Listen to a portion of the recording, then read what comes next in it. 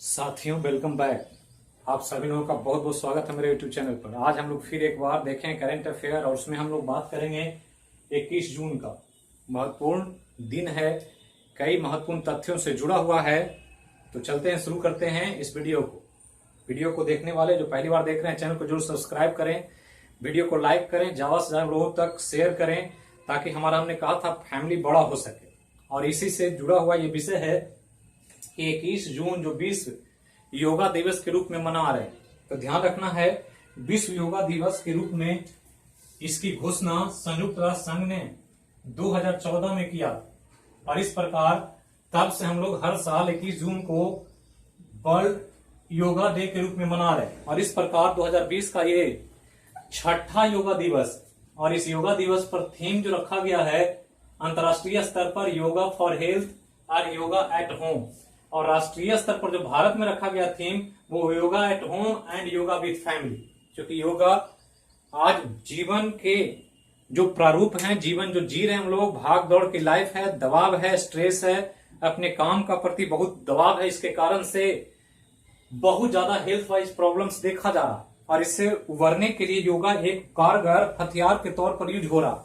विश्व को योगा का एक दिशा दिखाया भारत ने, और आज वर्ल्ड के या विश्व के कोने कोने में योगा को अपनाया जा रहा।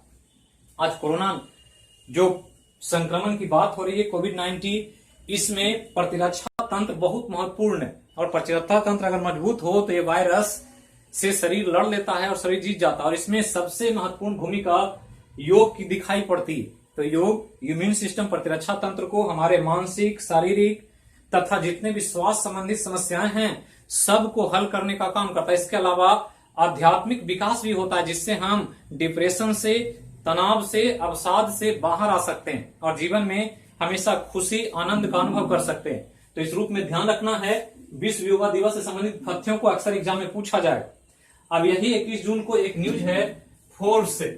तो फोर्ब्स के जो मैगजीन है उसने रियल टाइम अरबपतियों की सूची जारी किया है, और उस सूची में मुकेश अंबानी जो रिलायंस ग्रुप के चेयरमैन हैं उनको 10 सबसे अमीर अरबपति हैं विश्व के, उसमें 9वां स्थान प्राप्त हुआ। और ये 10 में पहली बार किसी भारतीय को जगह मिला है, ये ध्यान रखना। और ये भी ध्यान रखना है कि विश्व स्तर पर 9वां है, जबकि एशिया में ये प्रथम स्थान पर है। दूसरा कि भारत में तो जब वर्ल्ड में 9वां है और एशिया प्रथम है, तो भारत में भी प्रथम होंगे।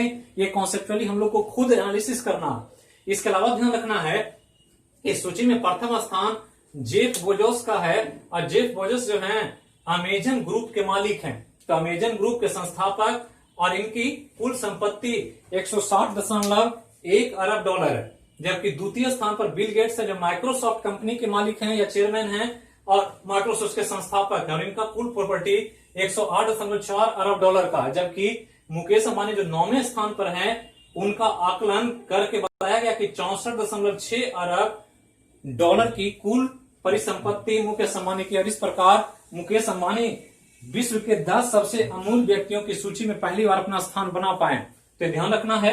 अब एक न्यूज है रेलवे से संबंधित। तो पुणे रेलवे स्टेशन पर वहां के आरपीएफ ने एक रोबोट को लॉन्च किया जिसका नाम है कैप्टन अर्जुन।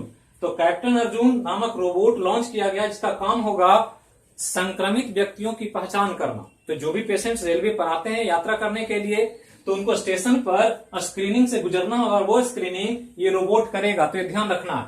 आगे चलें तो एक बहुत इंपॉर्टेंट न्यूज है जिससे काफी सवाल बिहार के एग्जाम में पूछा जा सकता है, चाहे वो बिहार दरोगा आने वाला हो, सचिवालय हो, 66 बीपीएससी हो, तो इसको ध्यान रखना है। न्यूज है कि जो श्रमिक बाहर से आ गए लौट करके कोरोना के संक्रमण काल में, तो प्रवासी श्रमिकों को रोजगार देने के लिए भारत सरकार या केंद्र सरकार ने गरीब कल्याण रोजगार अभियान शुरू किया। यह ध्यान रखना, गरीब कल्याण रोजगार अभियान। और ये शुरू हुआ बिहार से, और बिहार के खगड़िया जिले के प्रखंड है बेलदौर और तेलिहार गांव से इस अभियान की शुरुआत हुई। और इस अभियान के तहत केंद्र सरकार 50,000 करोड़ रुपए खर्च करेगी ताकि लोगों को रोजगार उपलब्ध हो सके। और ध्यान रखना है कि उन जिलों का चुनाव किया गया इसमें जो ज्यादा प्रवासी जहां पर लौट कर आए, और इस तरह देश के 6 राज्यों के 116 जिले इस अभियान के साथ जोड़े गए। और सर्वाधिक जिले जो हैं वो बिहार के 32 जिलों में इस अभियान की शुरुआत की गई। ये भी ध्यान रखना है कि 38 में से 32 जिला, चूंकि प्रवासी भारतीयों के मामले में बिहार में बहुत ज्यादा प्रवासी लौट कर आए हैं, यूपी बिहार ऐसे राज्यों में। और दूसरे नंबर पर इस अभियान में यूपी का नंबर आता है, तो ध्यान रखना है यूपी सेकंड पोजीशन पर, यूपी के 31 जिलों को इसमें जगह दिया गया, तो ध्यान रखना है। और यह भी ध्यान रखना है कि इस अभियान के तहत हर पंचायत स्तर पर 3.45 करोड़ रुपए खर्च किए जाएं। और इस प्रकार इस अभियान के तहत लोगों को या प्रवासी श्रमिकों को 125 दिन का रोजगार उपलब्ध कराने का लक्ष्य रखा गया। तो ये एक इंपॉर्टेंट योजना से संबंधित जो भी चीजें हैं बिहार से जुड़ा हुआ है, अक्सर ध्यान रखना, जो भी ब्लैक मार्कर से लिखा गया है उन पॉइंट को जरूर याद रखें, वही एग्जाम में पूछा जाएगा। अब आगे चलते हैं तो त्रिस्तरीय पंचायती राज संस्था जो चलता है ग्राम पंचायत स्तर पर, उसके लिए 15वें वित्त आयोग ने अनुशंसा किया। तो 15वें वित्त आयोग 2020 से चालू हुआ है, तो ध्यान रखना अनुशंसा किया। और बिहार के पूर्वी चंपारण, जो मोतिहारी भी कह सकते हैं, पूर्वी चंपारण के मोतिहारी जिला के सर्वाधिक 45 करोड़ रुपया का आवंटन किया गया, जबकि बिहार के शेखपुरा जिले को सबसे कम 5 करोड़ 47 लाख रुपया का आवंटन त्रिस्तरीय पंचायती राज संस्था के लिए किया गया है, ताकि ग्राम स्तर पर पंचायती जो राज व्यवस्था इसमें ज्यादा काम हो सके, डेवलपमेंट हो सके, ग्रामीण विकास हो सके, क्योंकि भारत गांव का देश है और गांव का विकास होगा तो निश्चित तौर पर देश का विकास हो जाए। अब खेल से एक न्यूज है असम से संबंधित। तो असम सरकार असम से जुड़े हुए एक एथलीट, असम ना कहें अब तो भारत के सबसे इंपॉर्टेंट एथलीट के तौर पर इनको देखा जाता है। तो एथलीट हिमा दास, नाम सुने होंगे, इनका घर है ढींग और इसलिए इनको ढींग एक्सप्रेस भी कहा जाता है। तो ढींग एक्सप्रेस पूछेगा अक्सर एग्जाम। और ये 400 मीटर स्प्रिंटर है, मतलब फराटा दौड़ दौड़ती है तेजी से, और इसका लगभग आकलन 50 से 52 सेकंड में ये 400 मीटर दौड़ जाती है। तो ये एक बहुत तेज धावक है जिनको आज वर्तमान में भारत की नई उड़नपरी कहा जा रहा है। और ध्यान रखना है कि 2019 के एक महीने के दौरान 5 गोल्ड जीत करके इन्होंने इतिहास रच दिया। और इसी सब के प्रदर्शन को देख करके भारत सरकार के यहाँ एक रिपोर्ट भेजा असम सरकार ने कि इनको खेल रत्न दिया जाना चाहिए। तो ध्यान रखना है। तो यही था आज का महत्वपूर्ण समसामयिकी घटनाक्रम।